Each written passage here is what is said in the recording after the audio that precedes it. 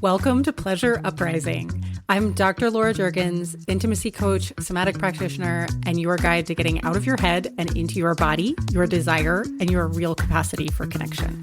This show is for people who are done performing and ready to actually feel it. Let's go. Hello, my dears. Hi, I am glad you are here today. We're going to talk about something that comes up so much in my practice and comes up so much in my life and with everybody I know. I want to just talk about attachment wounds and intimacy. So let's think about this for a second. So something maybe turns you on that you've never been quite able to explain. Maybe it surprises you. Maybe it's the same thing every time. Maybe you felt a vague shame about it, or kind of a boredom with it, or both. Or maybe you've avoided knowing it. Maybe you've avoided knowing what actually turns you on. In another scenario, maybe you keep having the same dynamic in relationships, like the pull towards the same sort of wrong people, or the pattern of either kind of constantly chasing someone or constantly withdrawing. The same moment where intimacy reaches a certain depth and you either kind of freak out or run away, right?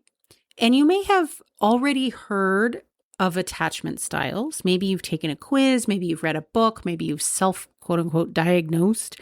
Maybe you've been quote unquote diagnosed by a partner or a friend. Maybe you've spent some time convinced that you're anxiously attached or avoidantly attached or both at the same time, which is called disorganized. And all of that is a start, right? But here's what I want to offer you. Attachment styles are the surface and usually misunderstood. And also, they are related to that thing that turns you on that either you've never been able to quite explain or fully acknowledge. And underneath our attachment patterns is something much more specific and more personal and more directly connected to our erotic lives than most of us understand or expect. These things are linked. And this is the introduction episode for a series I'm going to offer you on attachment wounds and erotic needs, desires, turn-ons. Both erotic and actually relational needs and desires in intimacy. And we're starting here with this sort of overview introduction episode before I dive into the specific attachment wounds, because there's a lot. We need you to have the foundation before we get into the specific patterns. And I want to be really honest about where the standard framework for attachment styles falls short, especially the way most people are applying it in their lives. And I want to help you understand how it relates not just to your relational needs and your patterns of behavior, but also to growth and change in your life, into the goals that you have for relationship, for getting what you want in relationship, and deeply, deeply relates to your erotic desires and your needs during sex and what feels great for you in playtimes. So we're going to dive into all of that, and we're going to start with what attachment styles actually are and what they're not, because there's a lot of misinterpretations. So first up, let's do a quick orientation for anyone newer to this. Attachment theory describes psychological patterns or kind of like blueprints for how we learned to bond with other people. And they form early in childhood based on how reliably our needs were met, typically. But they can also change over the course of our lives, and we'll talk a little bit more about that. The four main styles that we encounter in sort of mainstream attachment theory are, number one is secure attachment. So this means comfortable with closeness and intimacy, including emotional intimacy, able to trust, being able to be both intimate and independent, and able to be independent as well. And anxious, which is a person who tends to fear abandonment, They may seek a lot of reassurance, and they tend to pursue in relationships. The other really common one to talk about is avoidant. And this is a person who generally in this schematic fears that intimacy will kind of trap them, and they may value independence to the point of withdrawing in self-protection.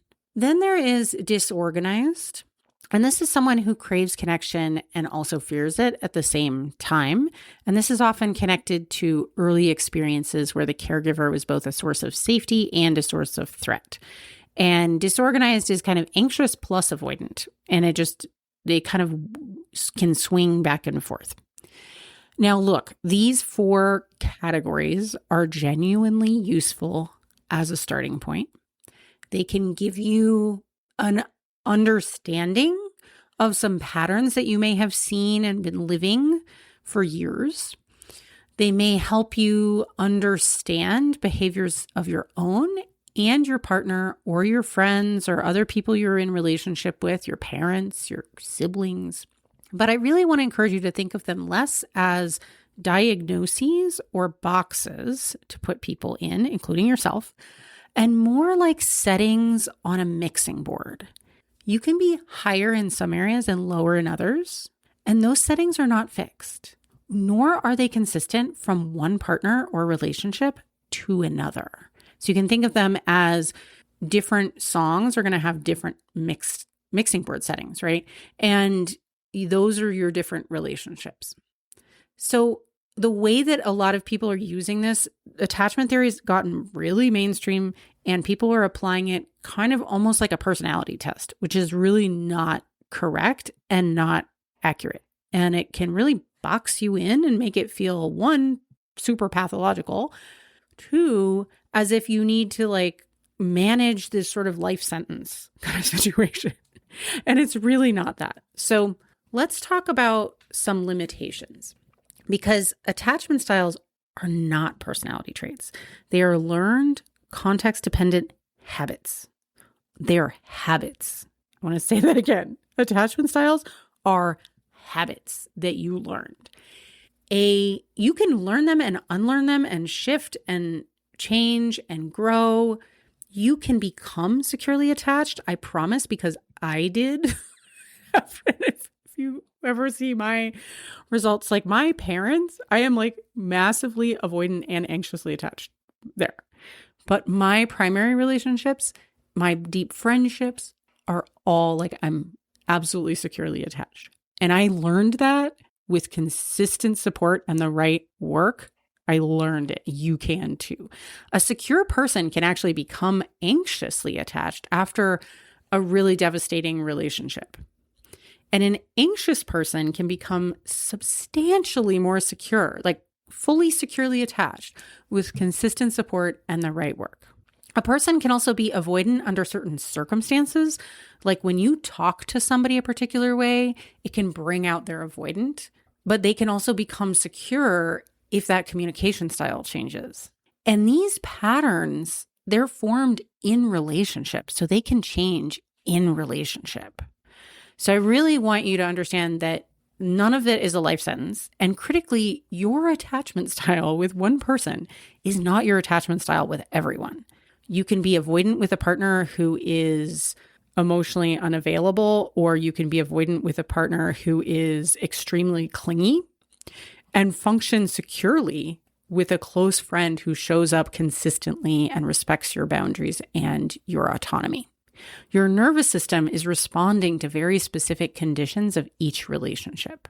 Now, you can have tendencies, right, where you have a tendency to be more anxiously attached or more avoidantly attached. And that's what most people are running into with themselves.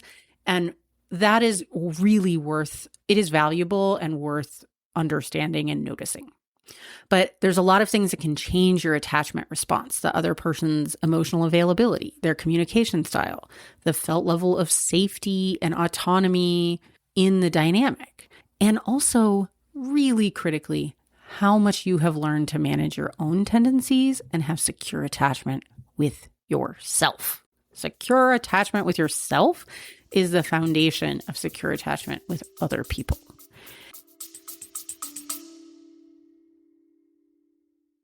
Quick break. If you are listening to this show, something in your intimate life may not be where you want it to be.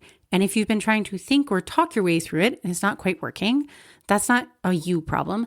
That's just a method problem. I made a free guide to help called Get Out of Your Head, a starter guide to releasing the pressure, shame, and shoulds around intimacy. It has some reflection exercises that go deeper than anything you'll typically find in a freebie, and most people feel something shift after just the first one. So go grab it at laurajurgens.com/guide, and the link is in the show notes. And the other thing that changes your response is whether something about someone actually triggers associations with people who were unsafe in your past. And that is worth noticing. You may react to a new person as though they're someone you knew before, someone who hurt you or frightened you, when they actually are not that person or haven't done that thing. Your nervous system can make associations and run old programs, which is not about that person. It's about the wound. Or you can just maybe they have done some of those things, but they've done them less severely than somebody in the past, and you're still responding as if their sort of behaviors were as bad as this person in the past. And so an example for me is there is somebody at my gym. And I'm going to tell you, this happened this morning. So this is not old news. There is somebody who I feel around this person like I am around the worst middle school bully. And it is because the way that she behaves is very much like this kind of like mean girl style, with a lot of passive aggressive, like eye rolling and sarcasm and like kind of pointed, like complaining about people and putting people down who aren't present, like, oh, I hate those people who do this, that, or the other. My nervous system is on high alert around this person. And it is something that I have literally had to manage on the regular. And I try as hard as possible never to be in the space right next to her because I know my nervous system is going to be pulled back into middle school, and I'm going to spend the entire time that I'm trying to lift weights actually managing my nervous system response, which is not that fun. So just, it happens, right? It's totally okay. It's part of being a human, but it's worth knowing. I have to tell myself, hey, this is not then. I am an adult. I don't have to interact with this person. And if I do choose to interact with them, I can tell her to fuck off if I want to, right? There's zero social consequences really to me if I just decide not to engage with this person. I have to walk myself through that because my nervous system is running an old pattern. So I just want to say, none of this is pathologizing, right? You don't have to feel bad about your attachment wounds. You don't have to feel super mad at your parents about them. Now, look, you may have very justifiable anger, and that is absolutely legitimate and valid. But you also can just recognize that none of us get through this life without some wounds, and they don't have to harm you forever. And they don't have to determine how you interact with the people closest to you. All of this stuff is changeable and flexible because they're habits, they're not life sentences. Okay, so attachment styles have just become, a really trendy way for people to label themselves and each other instead of a tool for growth. And that makes me so sad because what I hear people saying out in the world, when I go just wander through the coffee shop, is things like, I'm avoidant, so I just need more space than he's giving me. Or I'm anxious, so I need reassurance more than I'm getting, and I need to just break up with this person because they're not giving me enough reassurance. This can become, if you kind of label yourself or over-identify with the attachment style, it can become a reason not to do anything differently or a reason not to grow. And even labeling other people, right? My ex was anxious or my ex was so avoidant can become a way to avoid looking at your own part in a relationship dynamic.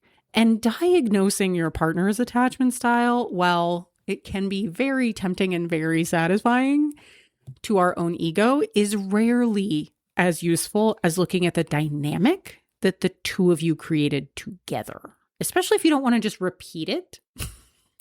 You want to also look at where you have power, which means you contributed to the situation, because there's always two people in the relational situation. Now, that doesn't mean both people are problematic, but, did I allow this more than I should? Could I have had stronger boundaries here? Could I have taken care of myself better? What could I have done differently? What would I want to do differently next time? Okay. And then, so don't use them to pathologize yourself.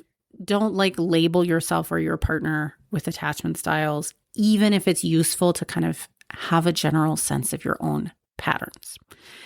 I also want to just say they only capture one dimension of a person. They don't tell you anything about emotional maturity, empathy, communication habits, what happened to someone, that where they are on the path of kind of managing those attachment wounds. Because some people may have anxious, avoidant, or disorganized tendencies, but they're really good at actually managing those things. And they have a lot of maturity and empathy, and they can own those patterns, right? They also don't tell you anything about your capacity for secure attachment in the future. And so I think it's really important to recognize the fluidity of all this stuff. Okay, so that said, if you want a sense of your attachment patterns in context, not as an abstract personality trait that you're self-diagnosing, but in the context of your specific relationships, your closest relationships in your life, the best quiz I've found is Dr. R. Chris Fraley's, and I'm going to link it in the show notes. He's a professor at the University of Illinois, and it asks about attachment in relationship context, which is the only way it actually means anything. And I'm going to move on from that, but I will give you that tool. I recommend checking it out if you're curious. But I want to move us beyond attachment styles, because attachment styles are very limited in how much actual information they give us. And you don't have to identify with it, right? You can observe it, work with it, change it. But there's real childhood wounds underneath a lot of those patterns. And sometimes they're adult wounds. Sometimes they're adaptive to really dysfunctional relationships we've been in as adults. But all of us actually have, typically almost everybody has some sort of ways that their childhood wasn't absolutely 100% perfect. And some of us get in the sort of pain Olympics of comparing pain. And I have to encourage you to not do that. It's not really helpful. I used to do it hardcore. I used to be a hardcore pain comparer, my childhood versus your childhood. And I tried to use it I think I was trying to use it to understand myself and understand other people, but what it was really doing was keeping me in kind of a lack in judgment and a lack of empathy for both myself and for others. And made me feel really other, made me feel really different from people. And what I came to realize was that actually everyone has some sort of childhood wounds. The people with the best parents in the world have still some things that just didn't, through no fault of their parents' own, because nobody is perfect. There are some things that just kind of hurt, never got repaired, right? Or there are some circumstances that happened. You can have amazing parents and still have a traumatic birth, or a sibling who got cancer, or, all kinds of things can happen, right? Something bad can happen to you. You can still get run over by a car, whatever. You were in the hospital for 6 months after that. People have pain. And when it happens to us early in life, it really does shape how we cope, our coping mechanisms, and the habits that we get in for relating to other people. And so childhood wounds are things to become aware of so that we can grow beyond them and build the kinds of relationships and intimacy we actually want. I feel really grateful that that's possible. They're not, things to be attached to and identify with and think of as something that we have to carry with us constantly in the forefront of our minds forever, but they are things that we may always have to kind of manage. Because they happen early in life, they tend to set a lot of the ways that we relate to ourselves and the ways that we relate to other people. And also, there's some people you will never have secure attachment with, not because there's anything broken about you, but because they just aren't capable of secure attachment. And that is real. People who have severe personality disorders, for example, are on the one end a really good example of people who you will never have secure attachment. You will never have secure attachment with a narcissist or someone with borderline personality disorder. I can tell you that right now. And maybe I'm wrong, but I've never met anyone who could manage that. I just don't think it happens. I'm not saying that from any sort of clinical expertise other than just life experience. I don't think it's possible. Personally, that's a personal opinion.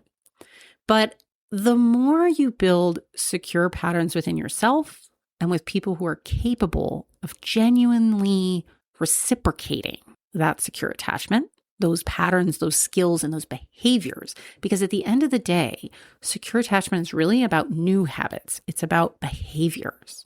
It's not just about how you feel. It's about what you do. And that also, and how you think, and those things also impact how you feel. And when you do that, the more you'll notice and trust your discernment when someone isn't capable of actually meeting you there.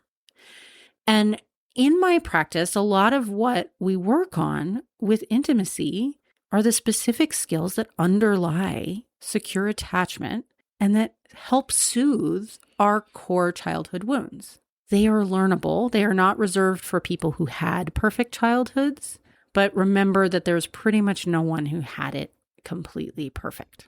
Okay, so let's talk about what the core skills are of secure attachment. And then I'm going to give you a little preview about the wounds that are under attachment styles. And we're going to then dive into them more in future episodes. So the core skills of secure attachment. This is not a comprehensive workshop. I'm not going to teach you all about this today in a podcast in the remaining time that we have. I'm just kind of giving you a little overview of the terrain. So number one, emotional regulation. When we're building secure attachment, you want to have the ability to calm your own body and mind when you get activated, to feel what you're feeling without immediately having to act it out or act it in and shut yourself down. You want to be willing and able to care for your own inner experience with compassion rather than blame or like over self-indulgence or suppression, and see your feelings and emotions as messages, not emergencies. Number two is clear communication and interdependence, not codependence. So this is like being able to share what you feel without attacking or blaming or having a shame over and melting down, right? Expressing what you need directly, not hinting, hoping somebody guesses, or performing some sort of helplessness, right? Or passive aggression. Listening to what someone else needs without collapsing into shame or defensiveness. Offering what is genuinely within your limits, not what you think will keep someone from leaving. And understanding that you will not always get your needs met, and being able to resource yourself and really hold your own hand through the disappointment that reality engenders, right? It is survivable when we don't get our needs met, but it is okay that it's disappointing. So number three is having kind limits. One of the things that we build and work on is kind boundaries, not threats, not passive aggression, knowing and being able to feel in your body where your own boundaries are, being able to use those emotions that we, like just what we just talked about knowing your feelings are messages, not emergencies, being able to use those messages to know where your boundaries are and being able to articulate them kindly, not with ultimatums, no cold shoulders, no ghosting. Those are emotional coercion where you're trying to control somebody through your behaviors. Instead of, that's not communication. So respecting the limits others set without experiencing them as threats or abandonment, knowing how to hold your own boundaries without panicking and allowing others to have theirs, right? This all falls under this kind boundaries. Number 4, skills of building secure attachment, self-reflection and a growth orientation. So that means being able to look at our own patterns honestly, to admit when we made a mistake or even caused some hurt to someone, being able to hear how we've hurt someone from them without immediately making it all about our own shame and collapsing the whole conversation onto ourselves. Knowing that we are imperfect and still acceptable and worthy of love. That it is okay for us to make mistakes and we are still lovable.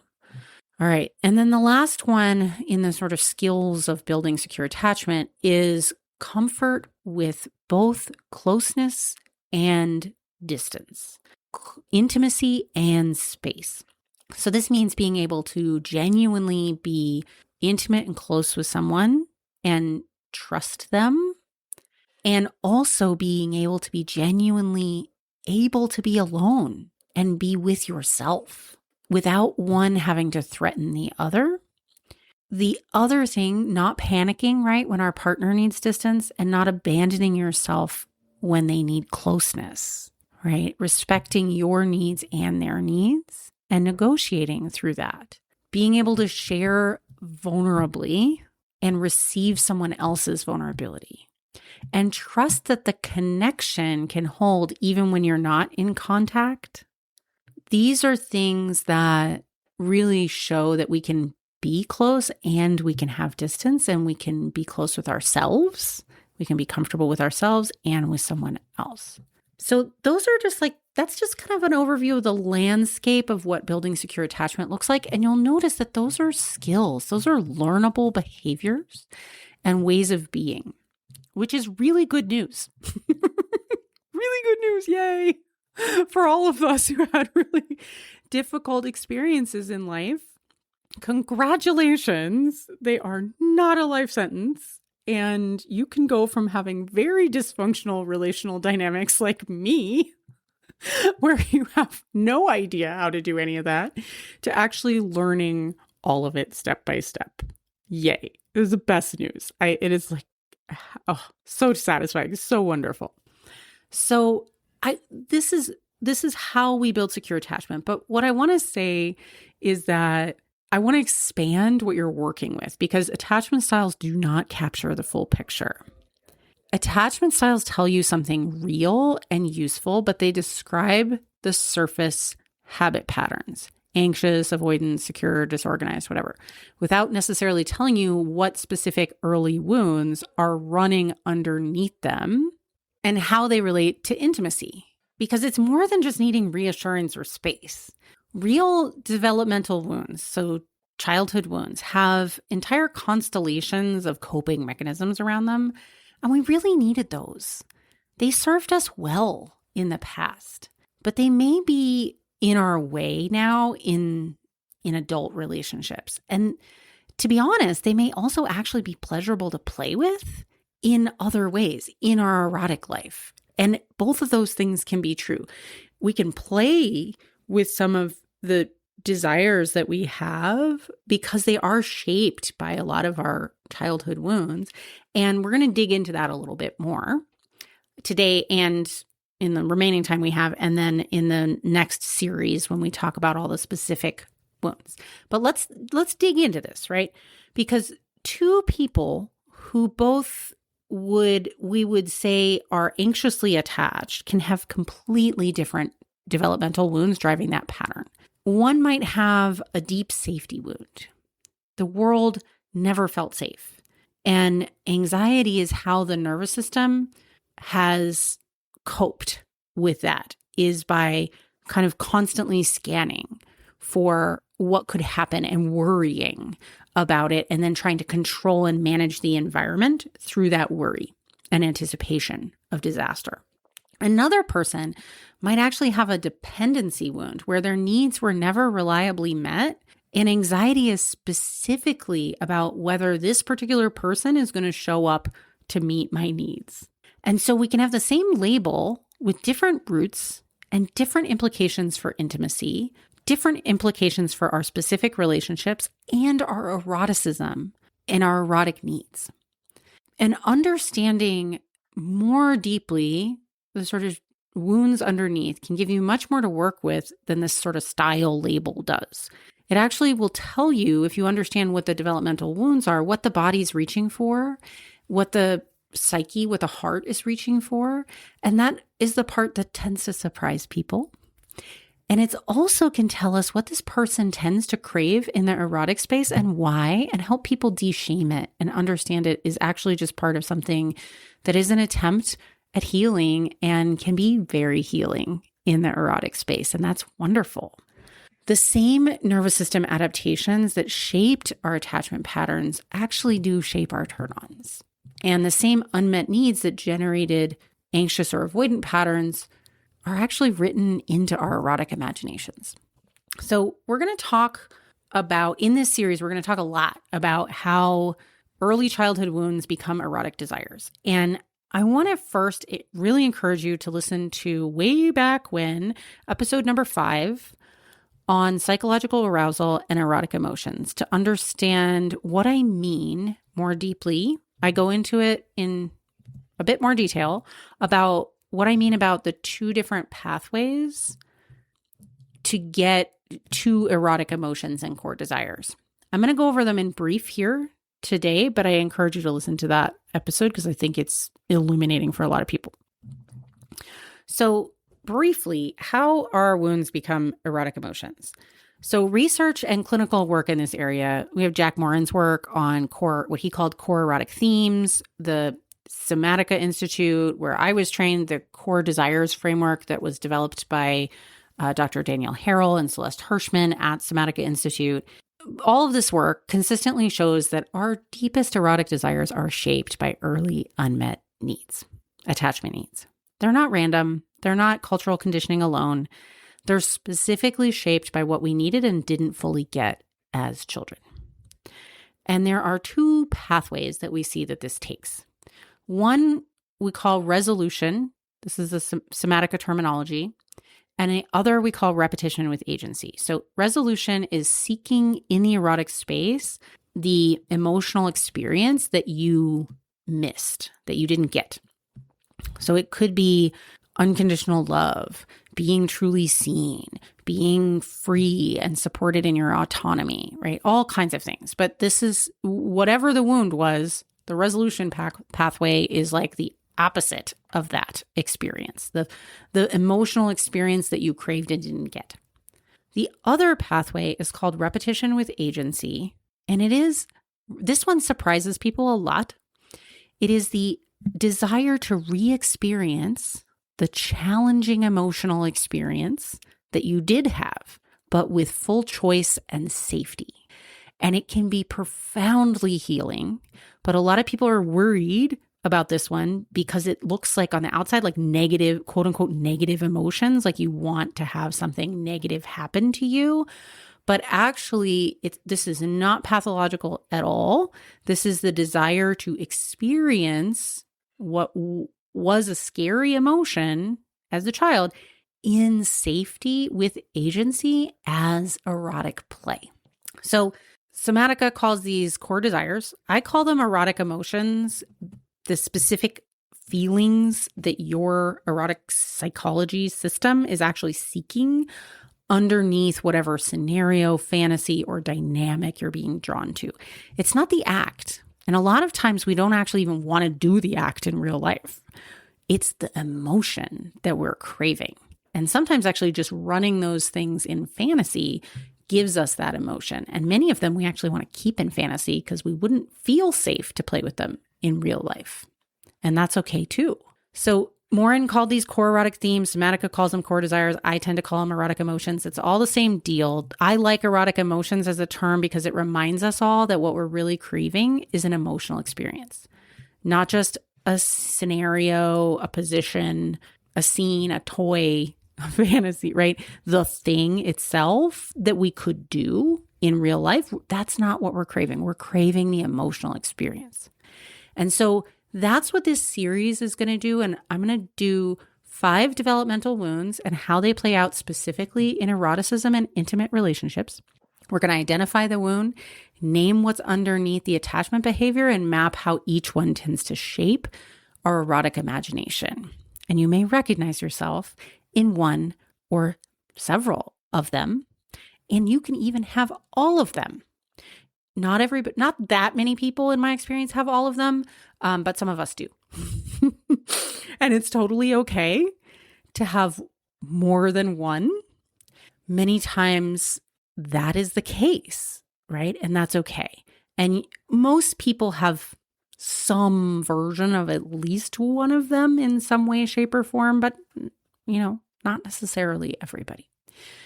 We are going to do the 5 wound patterns are each going to get their own episode. I'm going to give you the sort of preview before we close out today, which is the safety wound, which is like, is it even safe to exist?